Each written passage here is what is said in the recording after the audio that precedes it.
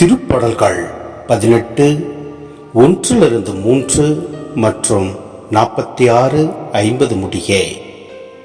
அவர் உரைத்தது: என் ஆற்றலாகிய ஆண்டவரே, உம்மிடம் நான் அன்பு கூறுகின்றேன்.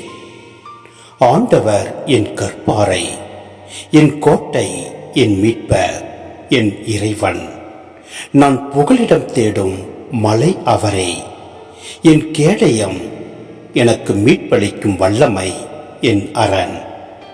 போற்றுதற்குரிய ஆண்டவரை நோக்கி நான் மன்றாடினேன். என் எதிரிகளிடமிருந்து நான் மீட்கப்பட்டேன்.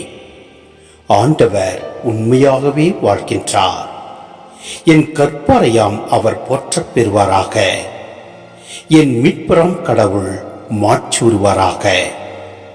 தாம் ஏற்படுத்திய அரசருக்கு மாபெரும் வெற்றியை அளிப்பவர் அவர்.